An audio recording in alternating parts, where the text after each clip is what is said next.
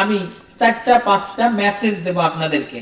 কয়েকটা কথা, প্রতিবেশীর সাথে প্রতিবেশীর হক আছে নাকি নাই?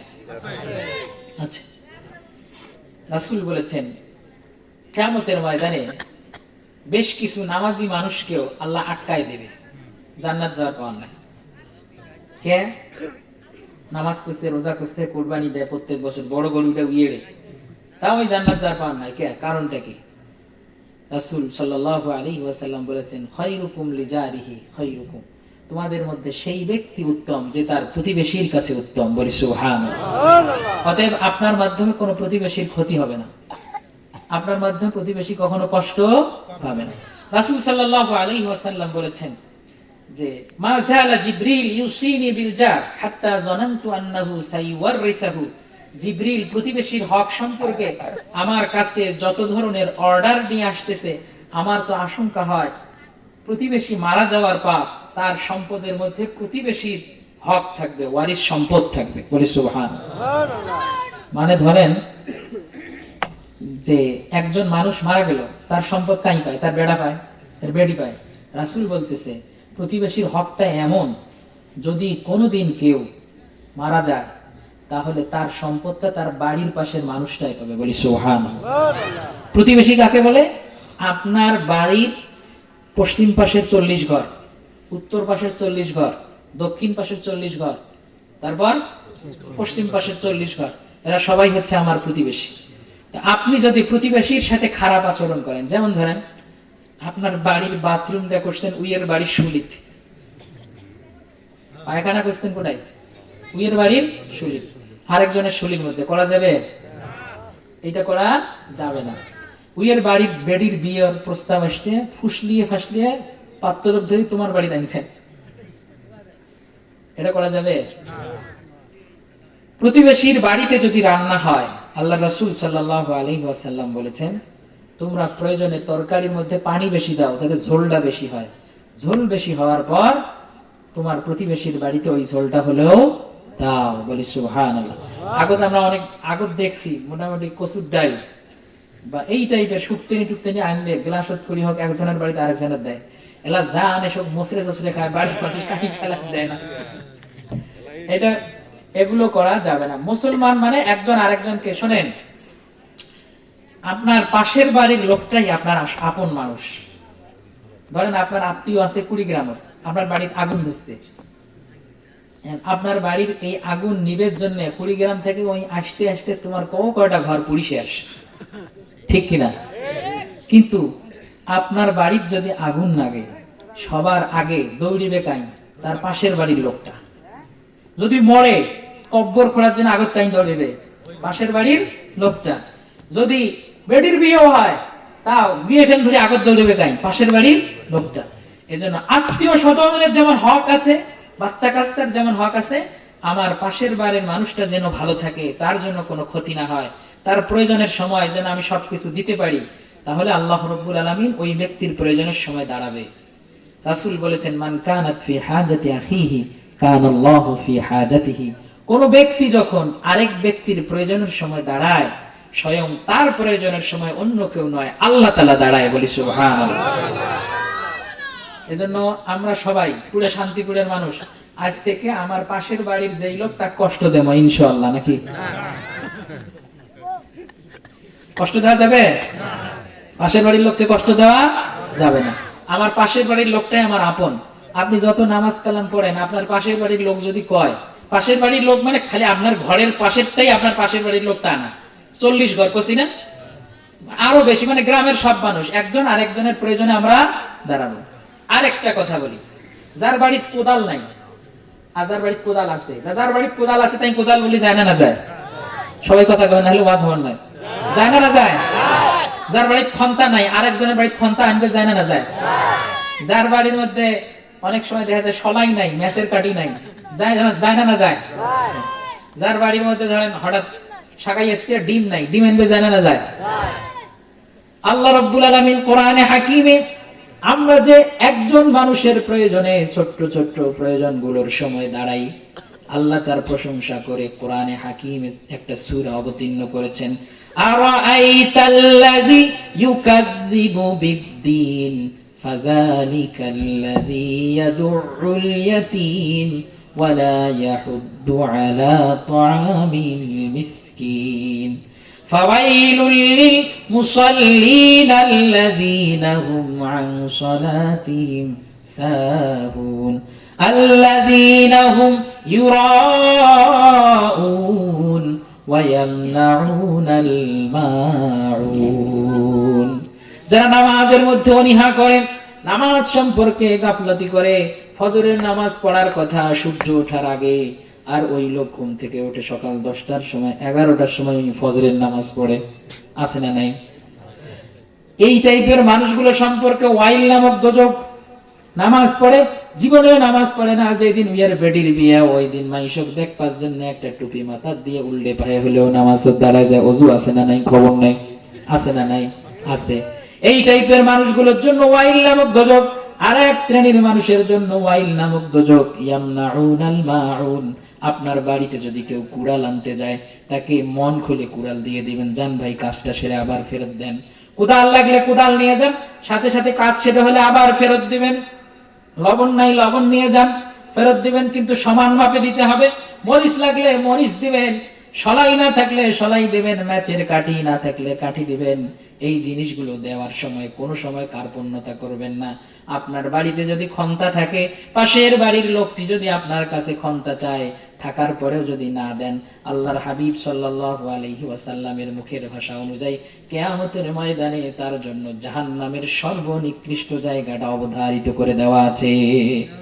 আপনি আমাকে বলেন, আপনার বাড়িতে ক্ষমতা আছে, গেল একজন বলি ভাই ক্ষমতাটা দেন, আপনি দিলেন না, পরের দিন যে আপনার আরেকটা কোদাল লাগবে না, আর ওইটা উইয়ের বাড়িতে আছে আর কারো বাড়িতে নাই, তখন কি হবে?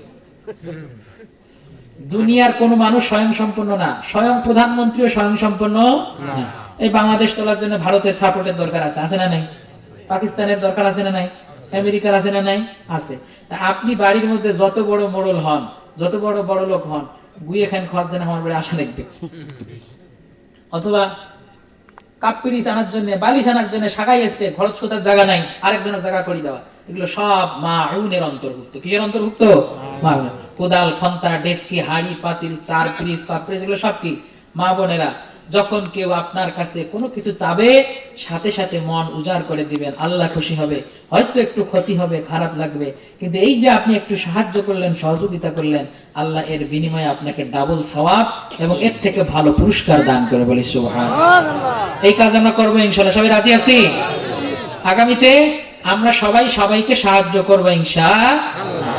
আর একটা কাজ, সেটা আমরা সবাই করি, আজকের পর থেকে আর করব না ইনশাআল্লাহ। সেটা কি? গীবত করা, মানুষের দোষ খোঁজা।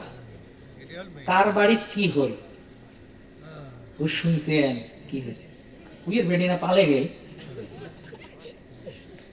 উইয়ের বেড়ার খবর কিন্তু নাই। উইয়ের বেড়া যে আর একটা ধরে গেছে ওটা খবর নাই। ওই নিজেও যে অকাম কুকাম করতে ছেলে বয়সে, ওই খবরও নাই। উইয়ের বেড়া দেখছেন আর একটা ছেলে ধরে পালে গেছে, আর কি হয়েছে শুনছেন, তোমরা যুদ্ধে হয়েছে, কিছুই দেয় না। এই টাইপের এই যে একজনের দোষ খোঁজা, ছিদ্রান্বেষণ, এগুলো সব কবিরা গুনাহ। কি? মুখের দাড়ি, মাথার টুপি, মাথার যদি টুপি না থাকে তাহলে কবিরা গুনাহ হবেন না। জুব্বে যদি না থাকে কবিরা গুনাহ হবেন না। কিন্তু কারো সম্পর্কে যদি দোষ খোঁজেন, ছিদ্রান্বেষণ করেন, তাহলে ডাইরেক্ট কবিরা গুনাহ। ইয়া আইয়ুহাল্লাযীনা আমানু ইজতানিবু কাসীরাম মিনাজ-জান্ন, হে মানুষ তোমরা অনেক কুধারণা থেকে বেঁচে থাকো। ইন্না বা'দাজ-জান্নি ইসমুন, এই টাইপের ধারণাগুলো গুনাহ।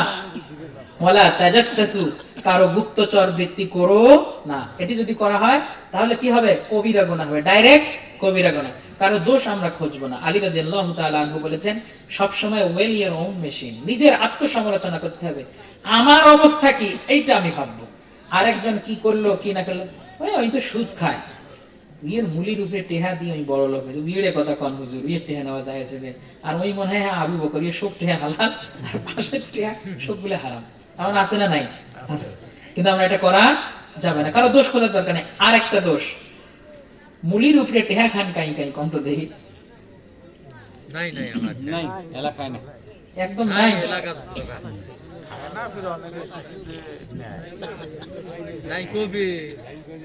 না, আমরা এটা করব না। দেখেন, আমি আপনাদেরকে বলি, আপনি 500 টাকা দিয়ে ওইখান থেকে 100 টাকা মাস শেষে ইনকাম করবেন। এক সময় যোগের অঙ্ক, আমার হুজুর একটা কথা বলছে, বাবা শুধু যোগের অঙ্ক শিখলে হবে না, বিয়োগের অঙ্কটাও শিখতে হবে। যোগটা কি? আজকে আমি 500 টাকা ইনকাম করলাম, আগামীকাল যদি 500 টাকা ইনকাম করি, 500 আর 500 কত হলো? তারপরে দিন আরো 500, কত হলো? তারপরে দিন আরো 500, তারপরে দিন 2000, কত হলো? 4000। এগুলো কিসের অঙ্ক? যোগের অঙ্ক। বিয়োগের অঙ্কটা শোনান। ইনকাম হয়েছে কত? 4000। জোরে গান, কয় হাজার? ওয়াজ শেষ, গল্প হবে নেক্সট। কয় হাজার? 4000। পরের দিন বউয়ের পাতলা পায়খানা হয়েছে, সদর হাসপাতাল নিয়ে গেছেন, 5000 শেষ। লাভ না লস? বিয়োগের অঙ্ক বুঝে আসছে? বিয়োগ বুঝে আসছে? তাহলে ইনকাম করার সময় শুধু মনে করবেন হালাল হোক আর হারাম হোক, 1 বিঘে জমি এইবার নিছং, সামনের বছর জ্যাংকড়ি হোক আর 1 বিঘে নেই, ওই কাজ করা যাবে? ওই কাজ করা যাবে না। আপনি একদিক থেকে হারাম ইনকাম করবেন, আল্লাহ আপনার পকেট থেকে কোন দিক থেকে এই টাকা তুলে নিয়ে যাবে আপনি টেরও পাবেন না। এজন্য আমরা এই যে মুলির উপরে টেহা দেই, এটা না দিয়ে কর্জে হাসানা দিবেন, হাওলাত দিবেন। রাসূল সাল্লাল্লাহু আলাইহি ওয়াসাল্লাম বলছেন যে হাওলাত দেওয়ার সওয়াব দান করার থেকেও বেশি। বলি সুবহানাল্লাহ। ধরেন আপনার কাছে 500 টাকা আছে, আমি বললাম যে 500 টাকা দেন, আমি 3 দিন পরে দেব। এই 3 দিন পরে, 3 দিনের জন্য 500 টাকা দিবেন না, 500 টাকা দিবেন, 3 দিন পরে আপনাকে আমি ফেরত দিতেছি, আপনার টাকা আপনারে থাকবে, ফাকত থেকে 500 টাকার সওয়াব আল্লাহ আপনার আমলনামায় দান করবে। বলি সুবহানাল্লাহ। আল্লাহ কোরআনে বলছে আকরিদুল্লাহ কারদান হাসানা। রাসূল সাল্লাল্লাহু আলাইহি ওয়াসাল্লাম মাদানী জীবনে সাহাবীদের কাছ থেকে ঋণ করে চলতেন, ঋণ করে চলতেন, আর যখন গনিমতের মাল আসতো ঋণ পরিশোধ করে দিতেন। এখন আমরা ঋণ নেন, তারা তো বলেন চান্স পাইলং রে, ঋণ নেমো আর দিবেন নয়, আজীবন ঋণী। এই কাজ করা যাবে না। ঋণ রেখে কেউ যদি মারা যায় তাহলে স্বয়ং আল্লাহ তাকে মাফ করবে না। এজন্য ঋণ যে নিবেন আর দিবেন, যারা দিবেন তারাও আল্লাহর খুশির জন্য দিবেন, আর যে নিবেন সেও তাড়াতাড়ি পরিশোধ করার চেষ্টা করবেন। যদি আপনি 1000 টাকার দরকার হয়, গ্রামত খুঁজি 1000 টাকা পাওয়া যায় না, যদি কেন 1000 টাকা নেন, 1 মাস পরে 1200 টাকা দেন, 200 টাকা লাভ, টাকা হুড় করে চলে এসে। কিন্তু আপনার এই কাজ করা যাবে না।